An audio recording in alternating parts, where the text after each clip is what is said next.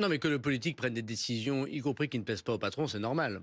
Mais il me semble qu'on doit plutôt les remercier, les patrons, et les écouter, qu'ils soient le plus petit patron qui nous écoute jusqu'à Bernard Arnault. Voilà. Si on veut une France souveraine, il faut des grandes entreprises françaises avec des grands capitaines d'industrie. Et Bernard Arnault, Vincent Bolloré, Rodolphe Saadé ou les Mulliers, on peut multiplier les. Moi, j'ai d'action nulle part. Tout le monde peut regarder mon patrimoine. Moi, Je n'ai aucune action. Je précise que BFM TV appartient Voilà. à Rodolphe Saadé. Non, mais, ce qui est intéressant, c'est d'entendre ce qu'ont à dire les chefs d'entreprise, les entrepreneurs. Évidemment qu'il faut les entendre. Voilà. C'est pas normal que le politique lui dise de temps en temps, là, on sait pas faire.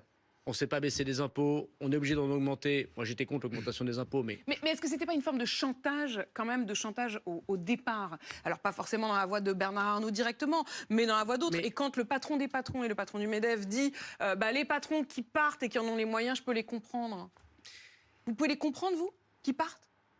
La réalité, c'est ça qui doit faire la politique. C'est pas la politique, c'est pas je rêve de quelque chose et j'applique mon rêve sur la réalité. J'ai un rêve, mais je regarde d'abord la réalité. Que fera Bernard Arnault sans doute dans les prochains mois, prochaines années, j'imagine? Il va ouvrir le prochain atelier de confection d'LVMH. Il ne le fera pas dans la Creuse ou dans l'Ardèche, il va le faire dans le Tennessee. Parce que j'ai l'impression que c'est ce qui se dessine dans les politiques économiques aux États-Unis. Aujourd'hui, vous savez bien ce qui se passe. Tout le monde dit aux États-Unis, ça bouge. Je pense qu'il y a beaucoup de choses à dire et à redire sur M. Trump, mais incontestablement, ça bouge. Et nous, on a l'impression parfois qu'on est un peu lyophilisé. C'est d'autant plus incroyable qu'il y a 7 ans, on disait la France, ça bouge. Moi, j'étais ministre des Comptes publics d'Emmanuel Macron. On a baissé le déficit, baissé la dépense. Alors peut-être qu'on aurait pu faire beaucoup plus. Enfin, on a baissé les impôts, on a supprimé l'ISF, on a baissé l'impôt sur les sociétés, on a mis en place la flat tax. Pour les particuliers, on a supprimé la taxe d'habitation. J'ai mis en place l'impôt à la source.